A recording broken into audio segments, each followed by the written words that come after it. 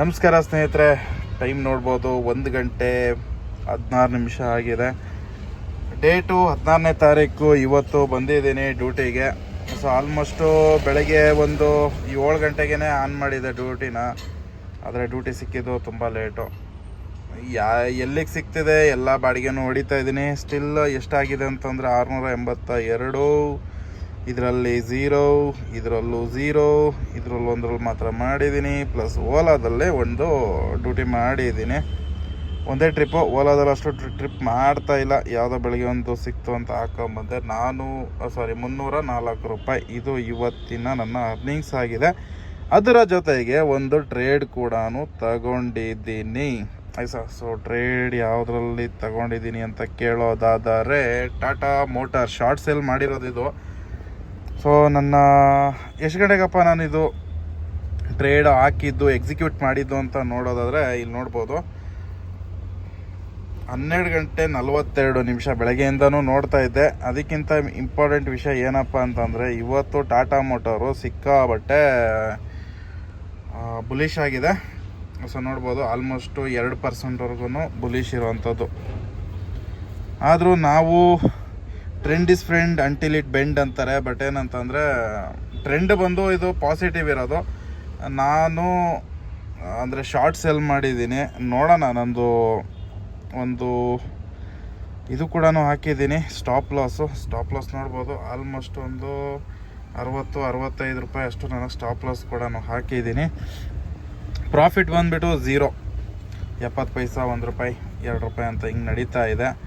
So loss ಆದರೆ ಎಷ್ಟಾಗ್ಬೋದು ಅಂದಾಜಾಗಿ ಹೇಳಬೇಕು ಅಂದರೆ, ಲಾಸ್ ಆದರೆ ಅರೌಂಡು ಒಂದು 68, ಒಂದು 20 ರೂಪಾಯಿ ಇಲ್ಲ, ಒಂದು 15-20 ರೂಪಾಯಿ ಅಂತ ಇಟ್ಕೊಳ್ಳಿ ಬ್ರೋಕರೇಜು. ಒಂದು 70-80 ರೂಪಾಯಿವರೆಗೂ ಲಾಸ್ ಆಗ್ಬೋದು. ಪ್ರಾಫಿಟ್ ಆದರೆ ಎಷ್ಟಾಗ್ಬೋದು ಅಂತ ಕೇಳೋದಾದರೆ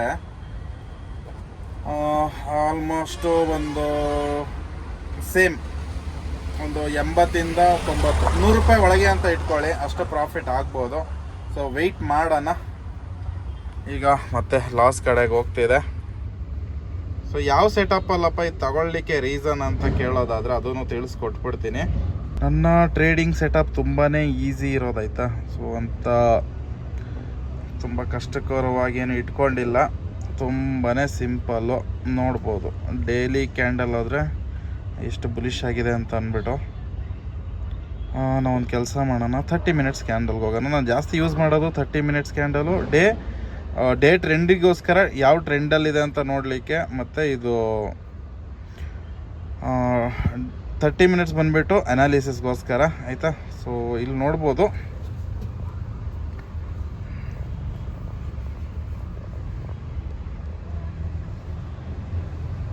ಈ ಥರ ಒಂದು ನಾವು ಟ್ರೆಂಡ್ ಲೈನು ಕೊಡೋದಾದರೆ ಟ್ರೆಂಡ್ ಲೈನ್ನ ಡ್ರಾ ಮಾಡಿ ತೋರಿಸ್ತೀನಿ.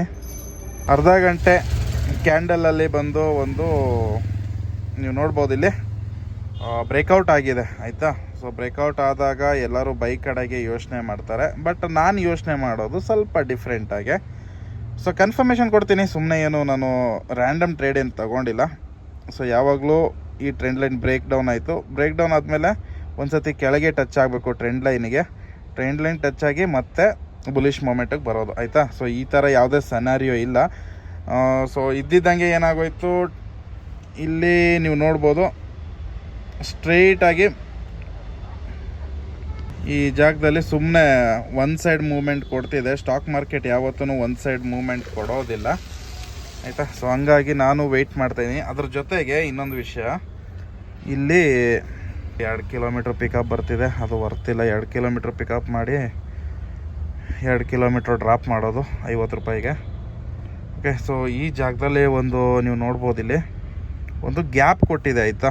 ಇಲ್ಲೊಂದು ಗ್ಯಾಪ್ ಕಾಣಿಸ್ತಿದೆ ನನಗೆ. ಇಲ್ಲಿಂದ ಒಂದು ಹೊರಿಜೆಂಟಲ್ ಲೈನು ಮತ್ತು ಇಲ್ಲಿಂದ ಒಂದು ಹೊರಿಜೆಂಟಲ್ ಲೈನ್ ಹಾಕೋದಾದರೆ ಸೊ ಆಲ್ಮೋಸ್ಟು 3 ರೂಪಾಯಿ ಗ್ಯಾಪ್ ಕೊಟ್ಟಿದೆ. ಗ್ಯಾಪ್ ಅಪ್ ಆಗಿರೋದು ಇವತ್ತು ಟಾಟಾ ಮೋಟಾರು. ಸೊ ಅದೊಂದು ರೀಸನು. ಎರಡನೇ ರೀಸನು ಬಂದು ಏನಪ್ಪ ಅಂತಂದರೆ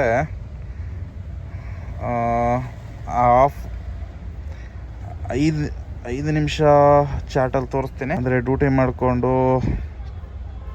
ಇದನ್ನು ನಾನು ಟ್ರೇಡಿಂಗು ಮಾಡ್ತೀನಿ ಅಂದರೆ ತುಂಬಾ ಡಿಫಿಕಲ್ಟು. ಓಕೆ 5 ನಿಮಿಷ ಚಾರ್ಟಲ್ಲಿ ಬಂದುಬಿಟ್ಟು ನೀವು ನೋಡ್ಬೋದು ಇಲ್ಲಿ. ಆದರೆ ಇವಾಗ ಮಾರ್ಕೆಟು ಸೈಡ್ ವೇಸ್ ಆಗಿಬಿಟ್ಟಿದೆ. ಇಲ್ಲಿಂದ ಒಂದು ಟ್ರೆಂಡ್ ಲೈನ್ನ ನಾವು ಡ್ರಾ ಮಾಡೋದಾದರೆ ಈ ಜಾಗದಿಂದ ಹಿಂಗೆ ಡ್ರಾ ಮಾಡಿದ್ರೆ ಒಂದು ಟ್ರೆಂಡ್ ಲೈನ್ನ ಬ್ರೇಕ್ ಡೌನ್ ಆಗಿದೆ ಆಯಿತಾ. ಸೊ ಬ್ರೇಕ್ ಡೌನ್ ಆಗಿರೋಂಥ ಲೊಕೇಶನ್ ಬಂದು ಇಲ್ಲಿ ಈ ಜಾಗದಲ್ಲಿ ಬ್ರೇಕ್ ಡೌನ್ ಆಗಿರೋದು. ಸೊ ಅದಾದಮೇಲೆ ನಾನು ಟ್ರೇಡ್ ತೊಗೊಂಡಿದ್ದು ಈ ಲೊಕೇಶನ್ ಹತ್ರ, ಈ ಜಾಗದಲ್ಲಿ, ಸರಿನಾ. ಒಂದು ಮಾರ್ಕ್ ಹಾಕಿದ್ದೀನಲ್ವ ಇಲ್ಲಿ, ಅದು 3ನೇ ರೀಸನು.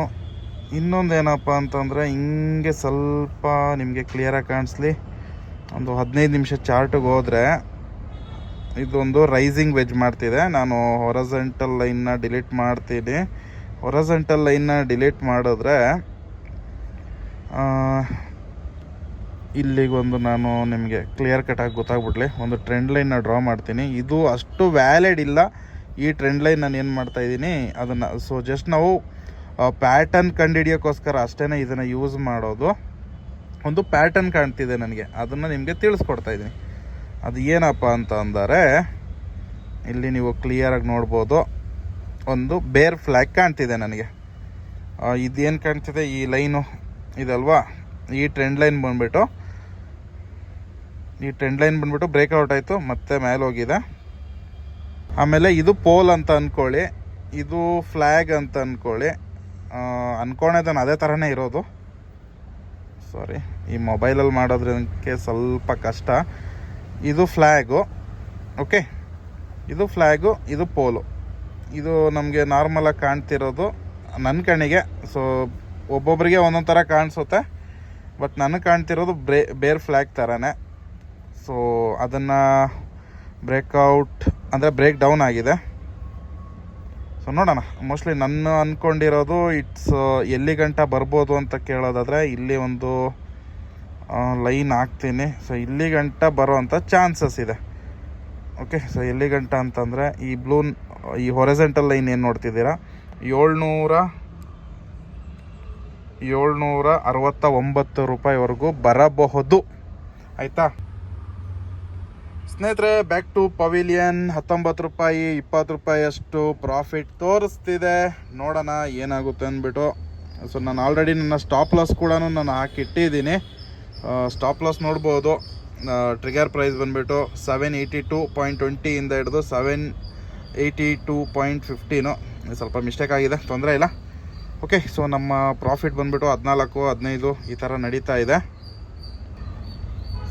ಏನು ಗುರು ಈ ಥರ ಇಷ್ಟು ದೂರ ಕೊಡ್ತಾವನೆ ಪಿಕಪ್ಪು. ಹಿಂಗೆ ಪಿಕಪ್ ಕೊಟ್ಟರೆ ಹೆಂಗಪ್ಪ ಹೋಗಿ ನಾವು ಇದು ಮಾಡೋದು, ಪಿಕಪ್ ಮಾಡೋಕ್ಕಾಗುತ್ತೆ. ಸೊ ಬ್ಯಾಕ್ ಟು ನಾವು ಸ್ಟಾಕ್ ಮಾರ್ಕೆಟ್ ಬಗ್ಗೆ ಮಾತಾಡೋದಾದರೆ, ಹಾಗೆ ಸ್ನೇಹಿತರೆ ತುಂಬ ಜನ ಕೇಳ್ತಿದ್ರಿ, ಸೊ ಯಾವ ಥರ ಪ್ರಾಕ್ಟೀಸ್ ಮಾಡೋದು, ಟ್ರೈನಿಂಗ್ ಕೊಡಿ ಅಂತ. ನೋಡಿ, ಯಾವುದೇ ವಿಷಯ ಅಷ್ಟೇ, ನೀವು ಸ್ಟಾಕ್ ಮಾರ್ಕೆಟ್ ಮಾಡೋದಾಗಲಿ ಏನೇ ಆಗಲಿ ಸ್ವಲ್ಪ ನಿಮ್ಮದು ಫಿಸಿಕಲ್ ಅಮೌಂಟ್ನ ಹಾಕಬೇಕಾಗುತ್ತೆ. ನಿಮ್ಮ ಸ್ವಲ್ಪ ಕ್ಯಾಶ್ನ ಹಾಕಿ ನೀವು ಟ್ರೇಡ್ ಮಾಡಿದ್ರೆ ಬೆಟರು. ಸೊ ನಾನು ಎಷ್ಟಪ್ಪ ನನ್ನ ಇನ್ವೆಸ್ಟ್ಮೆಂಟು ನಾನು ಮಾಡಿರೋದು ಅಂತಂದರೆ ನೀವು ನೋಡ್ಬೋದು, ನಾನು ಜಸ್ಟು 2,500 ರೂಪಾಯಿ. ಇದು ನಾನು ಮಾರ್ಜಿನ್ ಟ್ರೇಡಿಂಗ್ ಮಾಡ್ತಾ ಇರೋದು. ಇದನ್ನು ದಯವಿಟ್ಟು ಮಾಡೋಕ್ಕೆ ಹೋಗಬೇಡಿ, ನಾನು ರೆಕಮೆಂಡ್ ಮಾಡೋದಿಲ್ಲ. ಸೊ ನನಗೆ ಆಲ್ಮೋಸ್ಟು ಸ್ವಲ್ಪ ಪ್ರಾಕ್ಟೀಸ್ ಇದೆ, ಹಾಗಾಗಿ ನನಗೆ ಸ್ವಲ್ಪ ಇದು 2,000 ರೂಪಾಯಿ ಹೋದರೆ ನಾನೇನು ತಲೆ ಕೆಡಿಸ್ಕೊಳೋದಿಲ್ಲ. ನನ್ನ ಲಾಸ್ ಅಮೌಂಟ್ ಎಷ್ಟಿದೆ ಅಂತ ನನಗೆ ಗೊತ್ತಿದೆ, ನನ್ನ ಟಾರ್ಗೆಟ್ ಅಮೌಂಟ್ ಎಷ್ಟಿದೆ ಅಂತ ನನಗೆ ಗೊತ್ತಿದೆ, ಸರಿನಾ. ಸೊ ನಾನು ಆವಾಗಲೇ ನಿಮ್ಗೆ ಹೇಳಿದೆ, ಮ್ಯಾಕ್ಸಿಮಮ್ ಅಂದರೆ ನನಗೆ 80 ರೂಪಾಯಿ ಲಾಸ್ ಆಗುತ್ತೆ ಅಂತ ಅಂದ್ಬಿಟ್ಟು. ಇದನ್ನೇ ನೀವು 1 ಲಕ್ಷದಲ್ಲಿ ಟ್ರೇಡ್ ಮಾಡಿದ್ರೆ ಎಷ್ಟಾಗ್ಬೋದು ಅಂತ ಯೋಚನೆ ಮಾಡಿ. ಅದಕ್ಕೋಸ್ಕರ ಇಟ್ಸ್ ನಮ್ಮ ಕ್ಯಾಪಿಟಲ್ಗೆ ನಾವು ರಿಸ್ಕು ಎಷ್ಟು ತಗೊಳ್ಳಿಕ್ಕೆ ಆಗುತ್ತೆ ಅಂತ. ಮೇಯ್ನ್ ಏನಪ್ಪ ಅಂದರೆ ರಿಸ್ಕ್ ಟು ರಿವಾರ್ಡ್ ರೇಷು ಆಯಿತಾ. ಇದನ್ನು ನಾವು ಕರೆಕ್ಟಾಗಿ ಕಲ್ತ್ಕೊಬಿಟ್ರೆ ನಾವು ಏನಿವೆ ಲಾಸ್ ಆಗ್ಬೋದು, ಪ್ರಾಫಿಟ್ ಆಗ್ಬೋದು. ಲಾಸ್ ಆದರೆ ದುಃಖ ಪಡೋಂಗಿಲ್ಲ, ಪ್ರಾಫಿಟ್ ಆದರೆ ಖುಷಿ ಪಡೋಂಗಿಲ್ಲ.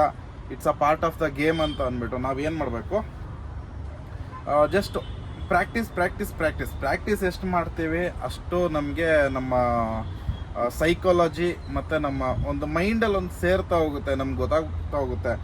ಇವತ್ತೇನೋ ನನಗೆ ಪ್ರಾಫಿಟ್ ಆಗೋಯ್ತು, ಫುಲ್ ಖುಷಿ ಪಟ್ಬಿಡೋದು, ನಾಳೆ ಲಾಸ್ ಆಗೋಯ್ತು ದುಃಖ ಪಟ್ಬಿಡೋದು ಮಾಡಿದ್ರೆ ಅದೇ ಥರ ನಿಮ್ಮ ಟ್ರೇಡಿಂಗ್ ಜರ್ನಿ ಕೂಡ ಆಗುತ್ತೆ. ನಾನು ಇಂಟ್ರಾಡೇ ಅಷ್ಟು ನಾನು ಪ್ರಿಫರ್ ಮಾಡೋದ. ನಾನು ಜಾಸ್ತಿ ಮಾಡೋದು ಯಾವುದ್ರಲ್ಲಿ ಅಂತಂದರೆ ಸ್ವಿಂಗ್ ಟ್ರೇಡಿಂಗಲ್ಲಿ ಮಾಡ್ತೀನಿ. ಆ ಥರ ಮಾಡೋದ್ರಿಂದ ಸ್ವಿಂಗ್ ಟ್ರೇಡಿಂಗಲ್ಲಿ ನಮಗೆ ಕ್ಯಾಪಿಟಲ್ ಸ್ವಲ್ಪ ಜಾಸ್ತಿ ಬೇಕಾಗುತ್ತೆ. ಆದರೆ ನಮಗೆ ಒಂದು ದುಡ್ಡು ನೋಡ್ತೀವಿ ಆಯಿತಾ, ಒಂದು ಬ್ಯಾಂಕಿಗೆ ಲೆಕ್ಕ ಮಾಡಿಕೊಂಡ್ರೆ ನಾವು ವರ್ಷಕ್ಕೆ ಒಂದು 18 to 20% ಏನು ಮೋಸ ಆಗೋದಿಲ್ಲ ನಾವು ಸ್ವಿಂಗ್ ಟ್ರೇಡಿಂಗಲ್ಲಿ ಹೋದರೆ. ಬಟ್ ನಾನೇನಂತಂದರೆ ಇಂಟ್ರಾಡೇನಲ್ಲಿ ಟೈಮ್ ಸಾಲಲ್ಲ ಆಯಿತಾ, ಟೈಮ್ ತುಂಬ ಕಡಿಮೆ ಇರುತ್ತೆ. ಇವಾಗ ನಾನು ನಾನು ತಗೊಂಡಿದ್ದು ಎಷ್ಟು ಗಂಟೆಗೆ ಅಂತಂದರೆ 12:42 ನಾನು ಟ್ರೇಡ್ನ ತಗೊಂಡಿರೋದು ಆಯಿತಾ, ಎಕ್ಸಿಕ್ಯೂಟ್ ಮಾಡಿರೋದು.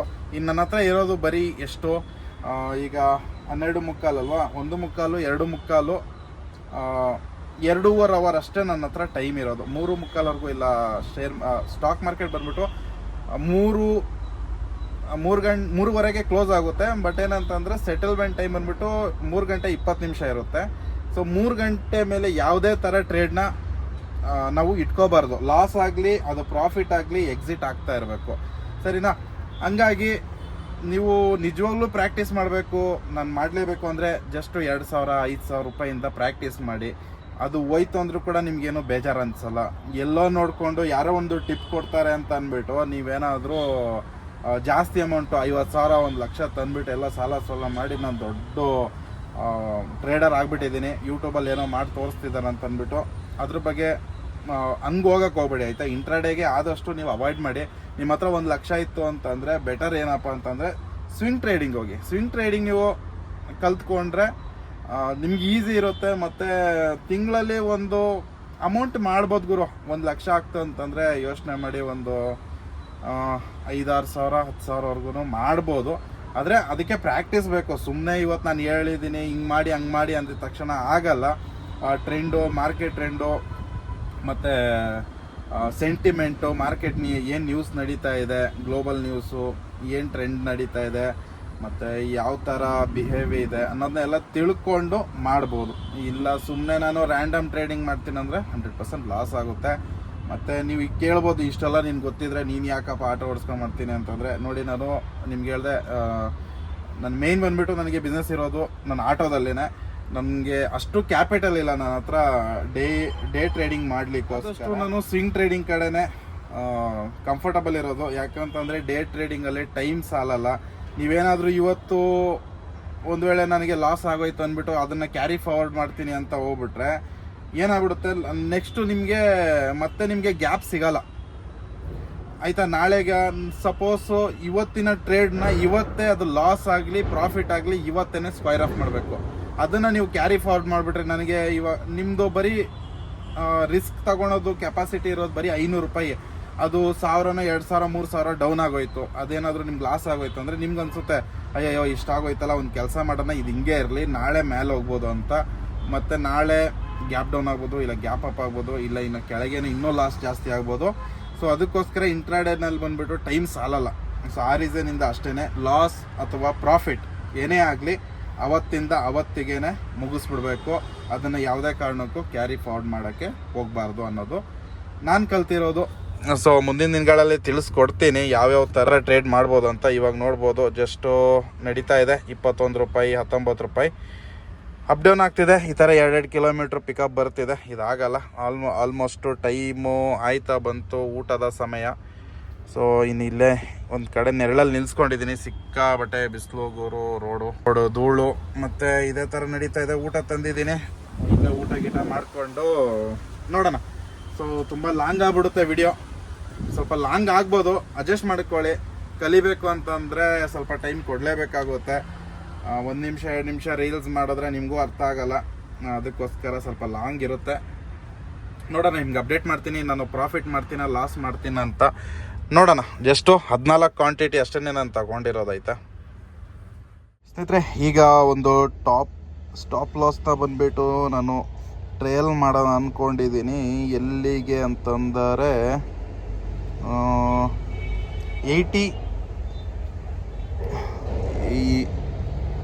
780 60ಗೆ. ಓಕೆ, ಸೊ ಈ ಹೊರಜೆಂಟಲ್ ಲೈನ್ ಏನು ಕಾಣ್ತಿದೆ ಮೇಲ್ಗಡೆದು, ಅಲ್ಲಿಗೆ ಸ್ಟಾಪ್ ಲಾಸ್ನ ಟ್ರೇಲ್ ಮಾಡ್ತೀನಿ. ಯಾಕಪ್ಪ ಅಂತಂದರೆ ಸೊ ಪ್ರಾಫಿಟ್ ಬಂದುಬಿಟ್ಟು 20 18 ತೋರಿಸ್ತಿದೆ, ಟೈಮು ತುಂಬ ಕಡಿಮೆ ಇದೆ. ಸೊ ಆ ರೀಸನಿಂದ ಸೊ ಈಗ ಒಂದು ಕೆಲಸ ಮಾಡೋಣ, ಓಪನ್ ಆರ್ಡ್ರಿಗೆ ಹೋಗ್ಬಿಟ್ಟು ಸೊ ಆಲ್ಮೋಸ್ಟು ನಾವು ಮಾಡಿಫೈ ಮಾಡೋದಾದರೆ ಇಲ್ಲಿ ನೋಡ್ಬೋದು 80 ಅಂತ ಹೇಳಿದಲ್ವ, 80.60 ಇದು ಬಂದ್ಬಿಟ್ಟು 80.1 ಬಫರ್ ಇಟ್ಬಿಡೋಣ. ಇಷ್ಟಲ್ಲಿ ಟ್ರಿಗರ್ ಆಗಲಿ ಅಂತ ಒಂದು 15% ಬಫರ್ ಇಡ್ತಾ ಇದ್ದೀನಿ. ಓಕೆ, ಸೊ ಆಲ್ಮೋಸ್ಟು ನಮಗೀಗ ಆಲ್ಮೋಸ್ಟು ನಮ್ಮ ರಿಸ್ಕಲ್ಲಿ ಬಂದ್ಬಿಟ್ಟು 36 ರೂಪಾಯಿ ರಿಸ್ಕ್ ಕಡಿಮೆ ಆಗಿದೆ ಈ ಟ್ರೇಡಿಂಗಲ್ಲಿ. ಸೊ ಆಲ್ಮೋಸ್ಟು 30 ರೂಪಾಯಿ ಅಷ್ಟು ಪ್ರಾಫಿಟ್ ಆಗ್ತಿದೆ. ಸೊ ಟಾರ್ಗೆಟ್ ಕೂಡ ಹಾಕೋಣ. ಟಾರ್ಗೆಟ್ ಅಂತಂದರೆ ತುಂಬ ಜನದ್ದು ಸ್ಟಾಪ್ ಲಾಸು ಈ ಝೋನ್ ಹತ್ರ ಇರುತ್ತೆ. ಈ ಕ್ಯಾಂಡಲ್ ಕಾಣ್ತಾ ಇದೆ ಅಲ್ವಾ, ಇದು ಅನ್ಡಿಸಿಷನ್ ಕ್ಯಾಂಡಲು. ಈ ಹೊರಜೆಂಟಲ್ ಲೈನ್ ಹಾಕ್ತೀನಿ ನೋಡಿ, ಈ ಹೊರಜೆಂಟಲ್ ಲೈನು ಹತ್ರ ಇರುತ್ತೆ ತುಂಬ ಜನದ್ದು. ಸೊ ನಾವು ಒಂದು ಸ್ವಲ್ಪ ಬೇಗ ಎಕ್ಸಿಟ್ ಆಗೋಣ. ಓಕೆ, ಸೊ ಸ್ವಲ್ಪ ಬೇಗ ಎಕ್ಸಿಟ್ ಅಂತಂದರೆ ಇಲ್ಲಿಗೆ ಆಲ್ಮೋಸ್ಟು 769. ಓಕೆ, ಸೊ ಈ ಝೋನ್ ಹತ್ರ ನಾನು ಎಕ್ಸಿಟ್ ಆಗ್ತೀನಿ. ಓಕೆ, ಇದನ್ನು ಹಾಕೋಣ 769. ನಮ್ಮ ಟಾರ್ಗೆಟ್ ಅದೇ ಆಗಿರುತ್ತೆ 3 ಗಂಟೆವರೆಗೂ. ಇಲ್ಲಿಗೆ ಹೋಗ್ಬಿಟ್ಟು ಎಕ್ಸಿಟ್, ಆಮೇಲೆ ಇಂಟ್ರಾಡೇ ಲಿಮಿಟಲ್ಲಿ 769.85. ಓಕೆ, ಸೊ ಇದು ನಮ್ಮ ಟಾರ್ಗೆಟು. ಇಲ್ಲಿಗೆ ನಾವು ಎಕ್ಸಿಟ್ ಆಗ್ತೀವಿ. ಹಾಗೆ ಇಲ್ಲಿ ನೋಡ್ಬೋದು ನಮ್ಮ ಸ್ಟಾಪ್ ಲಾಸ್ ಬಂದುಬಿಟ್ಟು 780.75 ಟು 780.60 ಇದೆ ಟ್ರಿಗರ್ ಪ್ರೈಸು. ಹಾಗೆ ನಮ್ಮ ಪ್ರಾಫಿಟ್ ಝೋನ್ ಬಂದುಬಿಟ್ಟು ಇದಿರೋದು 769.85. ಆಯಿತಾ? ಸೊ ಈ ಇದನ್ನ ಯಾವುದೇ ಕಾರಣಕ್ಕೂ ಟ್ರಯಲ್ ಮಾಡೋದಿಲ್ಲ. ನಮ್ಮ ಪ್ರಾಫಿಟ್ ಝೋನ್ನ ಯಾವುದೇ ಕಾರಣಕ್ಕೂ ಟ್ರಯಲ್ ಮಾಡೋದಿಲ್ಲ. ಬರೀ ನಮ್ಮ ಲಾಸ್ನ ಮಾತ್ರ ಟ್ರಯಲ್ ಮಾಡ್ಕೊಂಬರೋಣ. ಸೊ ಯಾವ ಥರ ಇದು ಶೇರ್ ಡೌನ್ ಬರ್ತಾ ಇರುತ್ತೆ ನಮ್ಮ ಪ್ರಾಫಿಟ್ ಕಡೆಗೆ, ಅಷ್ಟು ಇದನ್ನು ನಾವು ರಿಸ್ಕ್ನ ಕಮ್ಮಿ ಮಾಡ್ಕೊಂಡು ಬರ್ತಾ ಇರೋಣ. ಸೊ ಅದೇ ಥರನೇ ನಾನು ಟ್ರೇಡ್ ಮಾಡೋದು. ಪ್ರಾಫಿಟ್ ಝೋನ್ ಮಾತ್ರ ಇದನ್ನೇ ತೊಗೊಂಡೋಗೋದು, ಇಲ್ಲ 3 ಗಂಟೆಗೆ ನಾನು ಸ್ಕ್ವೇರ್ ಆಫ್ ಮಾಡೋದು. ಈಗ ನೀವು ನೋಡ್ಬೋದು ಇಲ್ಲಿ 1 ಗಂಟೆ 47 ನಿಮಿಷ ಆಗಿದೆ. ಬೇಕಿದ್ರೆ ಸ್ಟಾಪ್ ಲಾಸ್ ಹಿಟ್ ಆಗ್ಬೋದು, ಬಟ್ ಏನಂತ ಯಾವುದೇ ಕಾರಣಕ್ಕೂ ಸ್ಟಾಪ್ ಲಾಸ್ ಓನ್ಲಿ ಟ್ರಯಲ್. ಇದನ್ನು ಟಾರ್ಗೆಟ್ನ ಯಾವುದೇ ಕಾರಣಕ್ಕೂ ಟ್ರಯಲ್ ಮಾಡೋದಿಲ್ಲ. ಈ ಲೊಕೇಶನ್ ನಮ್ಮದು ಈ ಜಾಗದಲ್ಲೇ ಪ್ರಾಫಿಟ್ ಬುಕ್ ಮಾಡಬೇಕು ಅಂತ ಡಿಸೈಡ್ ಆಗಿಬಿಟ್ಟಿದ್ದೀವಿ. ಸೊ ರ್ಯಾಂಡಮ್ ಎಲ್ಲೂ ಕೂಡ ಎಕ್ಸಿಟ್ ಆಗಲ್ಲ. ರ್ಯಾಂಡಮ್ ಎಕ್ಸಿಟ್ ಯಾವಾಗ ಆಗ್ತೀನಿ ಅಂತಂದರೆ 3 ಗಂಟೆಗೆ ರ್ಯಾಂಡಮ್ ಎಕ್ಸಿಟ್ ಆಗೋದು. ಅಲ್ಲಿ ಗಂಟನೂ ವೆಯ್ಟ್ ಮಾಡೋಣ. ಸೊ ಪ್ರಾಫಿಟ್ ಆದರೂ ಆಗಲಿ ಲಾಸ್ ಆದರೂ ಆಗಲಿ, ಸೊ ಆಲ್ಮೋಸ್ಟು ನನ್ನ ಟ್ರಯಲ್ ಸ್ಟಾಪ್ ಲಾಸ್ ಬಂದುಬಿಟ್ಟು 36 ರೂಪಾಯಿ ಅಷ್ಟು ನನಗೆ ಉಳಿಸ್ಕೊಂಡಿದ್ದೀನಿ. ಸೊ ವೆಯ್ಟ್ ಮಾಡೋಣ. ಸೊ ನೋಡಿ, ಇವಾಗ ತಾನೇ 30 ರೂಪಾಯಿವರೆಗೂ ತೋರಿಸ್ತಿತ್ತು, ಆಲ್ರೆಡಿ 4 ರೂಪಾಯಿಗೆ ಬಂದಿದೆ. ಸೊ ಎಲ್ಲರನ್ನ ಎಕ್ಸಿಟ್ ಮಾಡಿಸುತ್ತೆ, ಆಟ ಆಡಿಸುತ್ತೆ. ಇದಕ್ಕೆ ಹೇಳೋದು share market part of the game ಅಂತ ಅಂದ್ಬಿಟ್ಟು. ಬೇಕಾದ್ರೆ ನಮ್ಮ ಸ್ಟಾಪ್ ಲಾಸ್ ಹಿಟ್ ಆಗಲಿ, ಏನೂ ತೊಂದರೆ ಇಲ್ಲ. ರ್ಯಾಪಿಡೋದಲ್ಲಿ ಜಸ್ಟ್ ಡ್ರಾಪ್ ಆಯಿತು 251 ರೂಪಾಯಿ. ಅವ್ರಿಗೆ 5 ಸ್ಟಾರ್ ರೇಟಿಂಗ್ ಕೊಟ್ಟು 5 ಸ್ಟಾರ್ ರೇಟಿಂಗ್ ಕೊಟ್ಟು ಇದನ್ನು ಕ್ಲೋಸ್ ಮಾಡಿಕೊಂಡು ಈಗ ನಮ್ಮ ಓಪನ್ ಟ್ರೇಡ್ ಏನಿದೆ ಅದನ್ನು ಕ್ಲೋಸ್ ಮಾಡ್ಕೋಬೇಕು. ಅಂದರೆ 49.50 ರೂಪಾಯಿ ಅಷ್ಟು ನಮಗೆ ಪ್ರಾಫಿಟ್ ಆಗ್ತಿದೆ. ಆಲ್ರೆಡಿ ಟೈಮ್ ಆಗೋಯ್ತು, ಟ್ರಾವೆಲ್ ಮಾಡ್ತಿದೆ, ಅದಕ್ಕೋಸ್ಕರ ನಾನು ಯಾವುದೇ ಥರ ಇದು ಮಾಡ್ಕೊಳಕ್ಕೆ ಹೋಗಿಲ್ಲ. ಸೊ ಆಲ್ರೆಡಿ ಆಗಿದೆ. ಸೊ ನಮ್ಮ ಚಾರ್ಟಲ್ಲಿ ನೋಡೋದಾದರೆ ನೋಡಿ, ಇಲ್ಲಿ ಗಂಟ ಬಂತು, ಇಲ್ಲಿ 772 ಅಂದರೆ 772ವರೆಗೂ ಬಂತು. ಸೊ ಅಲ್ಲಿಗೆ ನಮ್ಮ ಟಾರ್ಗೆಟ್ ಬಂದುಬಿಟ್ಟು ಈ ಬ್ಲೂ ಲೈನ್ ಇದಲ್ವ, ಇಲ್ಲಿ ಈ ಹೊರಜೆಂಟಲ್ ಲೈನ್ ಹತ್ರ ಇರೋದು. ಸೊ ಟಾರ್ಗೆಟ್ ಅಚೀವ್ ಆಗಿಲ್ಲ, ನಾವೀಗ ಎಕ್ಸಿಟ್ ಆಗಲೇಬೇಕು. ನನ್ನ ಟಾರ್ಗೆಟು ಮತ್ತು ನನ್ನ ಸ್ಟಾಪ್ ಲಾಸು ಎರಡು ಇಂಟ್ಯಾಕ್ಟಾಗಿ ಸೇಮ್ ಅದರಲ್ಲೇ ಇದೆ. ಇದನ್ನೆರಡನ್ನೂ ಕ್ಲೋಸ್ ಮಾಡ್ತಾ ಇದ್ದೀನಿ, ಯಾಕಂದರೆ ಈಗ ಎಕ್ಸಿಟ್ ಆಗುವಂಥ ಸಮಯ 3 ಗಂಟೆ ಮೇಲೆ ನಾನು ಟ್ರೇಡ್ನ ಇಟ್ಕೊಳೋದಿಲ್ಲ. ಆಲ್ರೆಡಿ 3 ಗಂಟೆ 7 ನಿಮಿಷ ಆಗಿದೆ. ಬನ್ನಿ ಹಾಗೆ ಡೈರೆಕ್ಟಾಗಿ ಇದನ್ನು ಎಕ್ಸಿಟ್ ಆಗೋಣ, ಆಯಿತಾ? ಸೊ ಎಕ್ಸಿಟ್ ಮಾಡಬೇಕಂದರೆ ಯಾವ ಥರ 25 ಇಟ್ಬಿಡೋಣ. 25ಕ್ಕೆ ಇಡ್ತೀನಿ, ಎಕ್ಸಿಟ್ ಆಗುತ್ತಾ ನೋಡೋಣ. 20 ಪೈಸೆ ನಮಗೆ ಬೇಡ, ಒಂದು ಕೆಲಸ ಮಾಡೋಣ. ಇಲ್ಲಿ ಎಲ್ಲಿಗಿದೆ 45 ಪೈಸೆಗೆ ತೋರಿಸ್ತಿದೆ, ಇಲ್ಲಿಗೇ ಎಕ್ಸಿಟ್ ಆಗೋಣ. ಸೊ ಸಬ್ಮಿಟ್ ಮಾಡಿದ್ದೀನಿ. ಓಕೆ, ಸೊ 46 ರೂಪಾಯಿ ನಮಗೆ ಪ್ರಾಫಿಟ್ ಆಗಿರೋದು. ನಾನು ಅವಾಗಲೇ ಇಲ್ಲಿ ಗಂಟ ಇತ್ತು ಪ್ರಾಫಿಟು. ಸೊ ಆಲ್ಮೋಸ್ಟು ಈ ಲೆವೆಲಿಗೆ ನಾವು ಲೆಕ್ಕ ಮಾಡೋದಾದರೆ ಇಲ್ಲೊಂದು ಹೊರಜೆಂಟಲ್ ಲೈನ್ ಹಾಕ್ತೀನಿ. 72ಕ್ಕೆ ನಾವು ಲೆಕ್ಕ ಮಾಡಿದ್ರೆ ಒಂದು 60 ರೂಪಾಯಿ, 58ಇಂದ 60 ರೂಪಾಯಿವರೆಗೂ ನಮಗೆ ಪ್ರಾಫಿಟ್ ತೋರಿಸ್ತಿತ್ತು. ಅದು ಯಾವುದು ಕೂಡ ಎತ್ಕೊಂಡಿಲ್ಲ. ರೀಸನ್ ಬಂದ್ಬಿಟ್ಟು ತುಂಬ ಸಿಂಪಲ್ಲು. ಅದೇನಪ್ಪ ಅಂತಂದರೆ ರ್ಯಾಂಡಮ್ ಎಕ್ಸಿಟ್ ನಾನು ಆಗೋದಿಲ್ಲ ಏನೇ ಆಗಲಿ. ಸೊ ನನಗೆ ಬೇಕಿರೋದೇನಪ್ಪ ಅಂತಂದರೆ ನಾನು ಏನನ್ನು ಸ್ಟಾಪ್ ಲಾಸ್ ತೊಗೊಂಡಿರ್ತೀನಿ ಆ ಸ್ಟಾಪ್ ಲಾಸ್ ಹಿಟ್ ಆಗಬೇಕು. ಇಲ್ಲ ಅಂತ ಅಂದರೆ ನನಗೆ ಟಾರ್ಗೆಟ್ ಹಿಟ್ ಆಗಬೇಕು.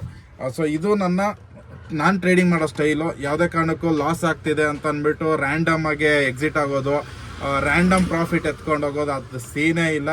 ಅದು ಒಂದು ವೇಳೆ ಏನಾದರೂ 50,000 ನನಗೆ ಕಣ್ಣು ಮುಂದೆ ಪ್ರಾಫಿಟ್ ಕಾಣಿಸಿದ್ರೆ, ನನ್ನ ಟಾರ್ಗೆಟ್ ಬಂದ್ಬಿಟ್ಟು 60,000 ಇತ್ತು ಅಂದರೆ ಆ 60,000 ಟಾರ್ಗೆಟ್ ನನಗೆ ಅಚೀವ್ ಆಗಬೇಕು.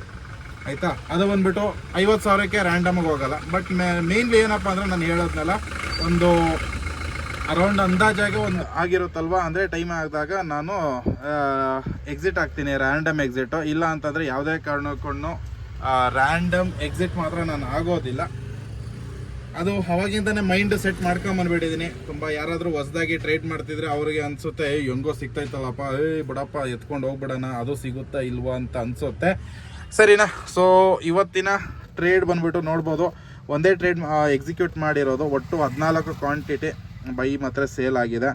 ಸೊ ಬೈ ಮಾಡಿದ್ದು ನಾವು ಯಾವಾಗ 12 ಗಂಟೆ, ಇಲ್ಲಿ ನೋಡ್ಬೋದು 12 ಗಂಟೆ 14 ಕ್ವಾಂಟಿಟಿ, 12 ಗಂಟೆ 42 ನಿಮಿಷ ನಮ್ಮ ಎಕ್ಸಿಟ್ ಟೈಮ್ ಬಂದ್ಬಿಟ್ಟು ಇಲ್ಲಿ ನೋಡ್ಬೋದು 15 ಅಂದರೆ 3 ಗಂಟೆ 8 ನಿಮಿಷ 35 ಸೆಕೆಂಡ್ಗೆ ನಾವು ಎಕ್ಸಿಟ್ ಆಗಿದ್ದೇವೆ. ಸೊ ನಮ್ಮ ಶಾರ್ಟ್ ಮಾಡಿದ್ದು ರೇಟ್ ಬಂದುಬಿಟ್ಟು ನೀವು ನೋಡ್ಬೋದು ಎಷ್ಟಕ್ಕೆ ನಾವು ಶಾರ್ಟ್ ಮಾಡಿದಂದರೆ 776 ಪೈಸಕ್ಕೆ ನಾವು ಶಾರ್ಟ್ ಮಾಡಿರೋದು. ಮತ್ತು ನಮಗೆ 14 ಕ್ವಾಂಟಿಟಿ ಶಾರ್ಟ್ ಇರುತ್ತೆ. ಅದ್ರ ಜೊತೆಗೆ ನಮಗೆ ನಾವು ಬೈ ಬ್ಯಾಕ್ ಮಾಡಿರೋದು ಬಂದುಬಿಟ್ಟು ಶಾರ್ಟ್ ಮಾಡಿದ್ಮೇಲೆ ಬೈ ಮಾಡಬೇಕು. ಓಕೆನಾ?